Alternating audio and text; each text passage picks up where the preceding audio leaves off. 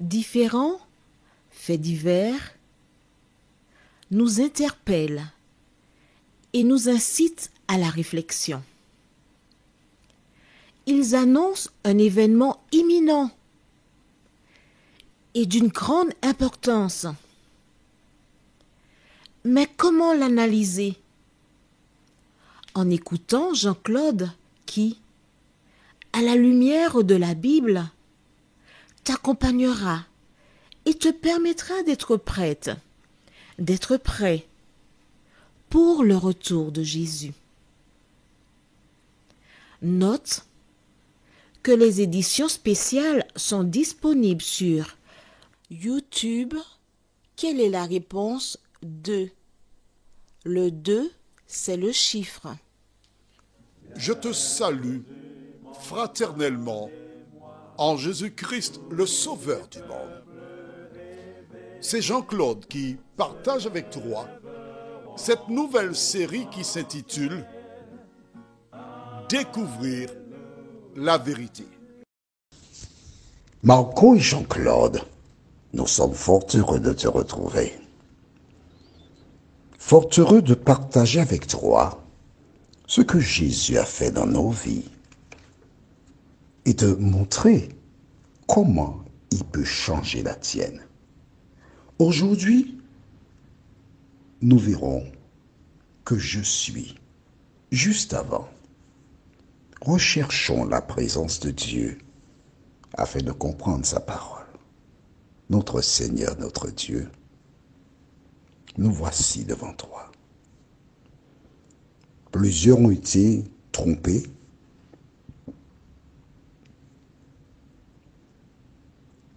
Et quand ils rencontrent une difficulté, ils imaginent qu'ils ne pourront jamais parvenir à la stature de la perfection.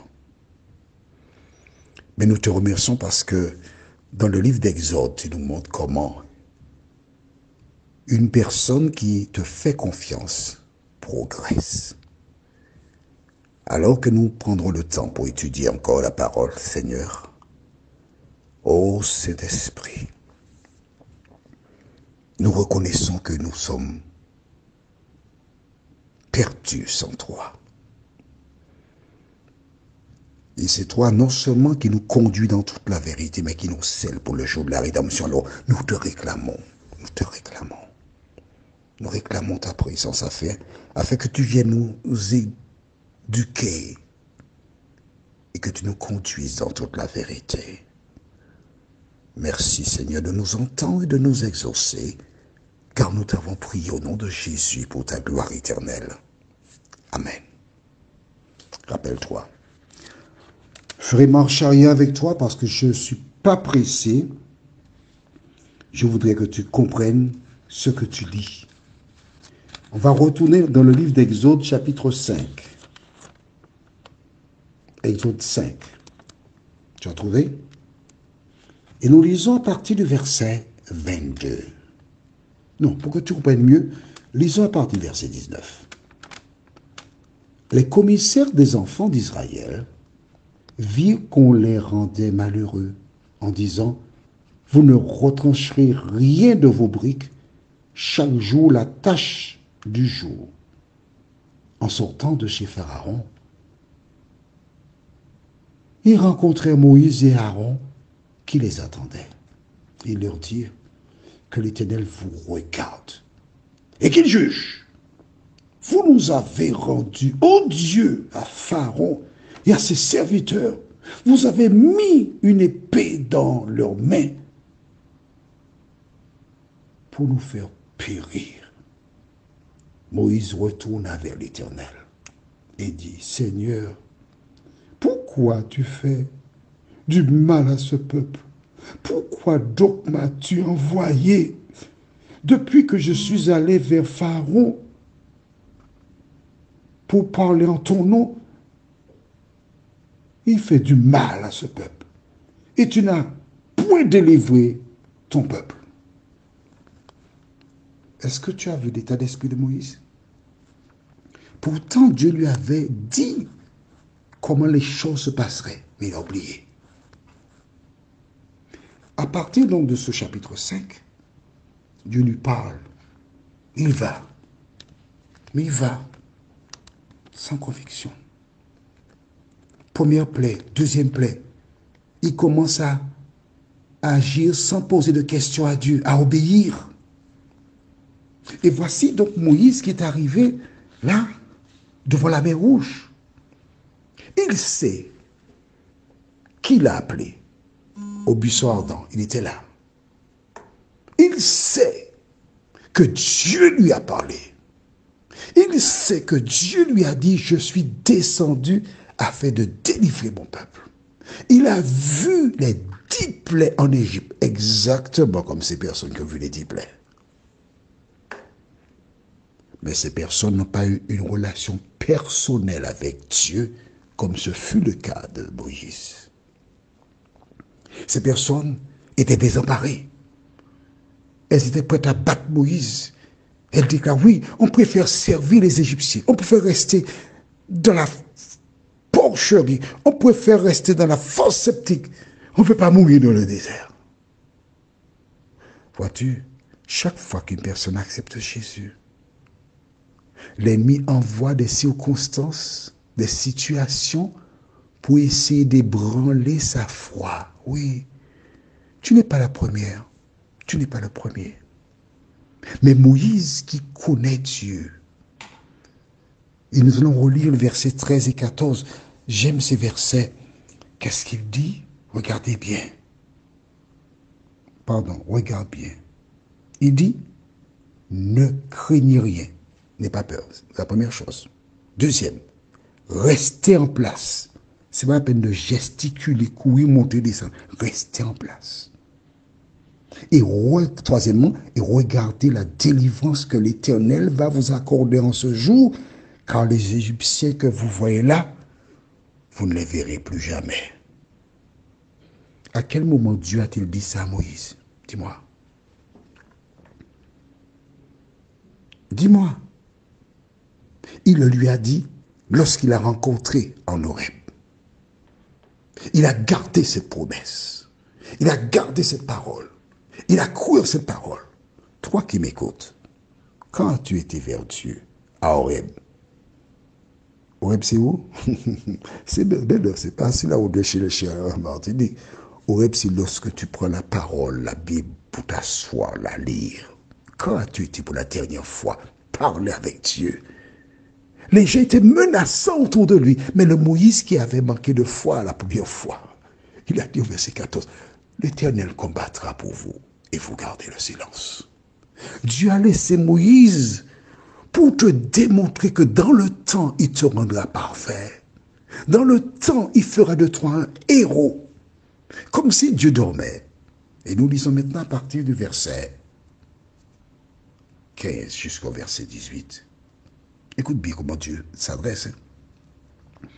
L'Éternel dit à Moïse, pourquoi ces cris? Il ne comprend pas. Hein? Attends, qu'est-ce qu'il va là? Vous avez vu les 10 plaies, vous criez là, pourquoi? Mais qu'y a-t-il là pour crier? Nous continuons. Parle aux enfants d'Israël et qu'ils marchent.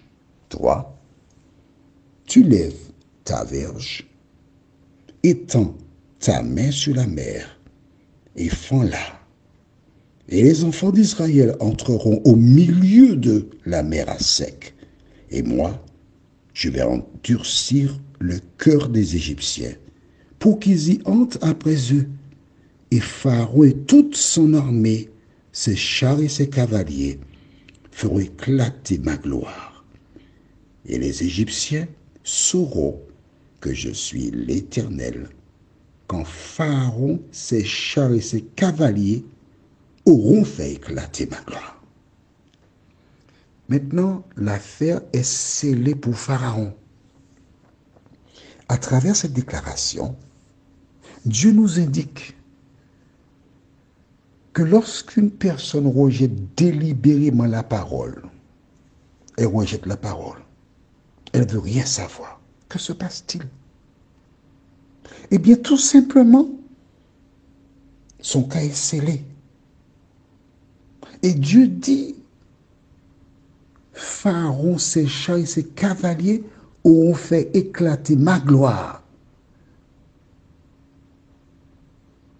Combien de fois dit-il cela? Dis-moi. Je relis pour toi, verset 17, puis 18. Et moi, je vais endurcir le cœur des Égyptiens. Alors attention, ce n'est pas Dieu qui a endurci le cœur des Égyptiens.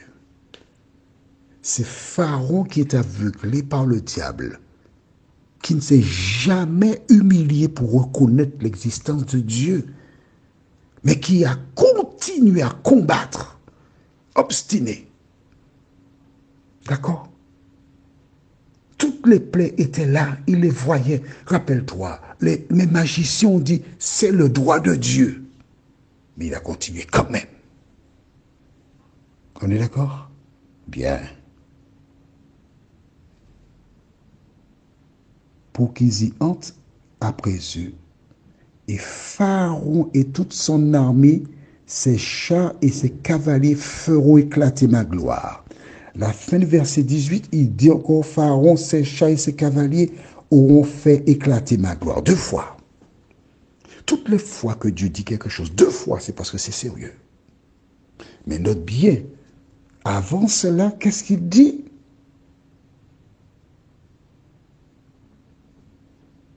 Dis-moi. Allons, je t'entends.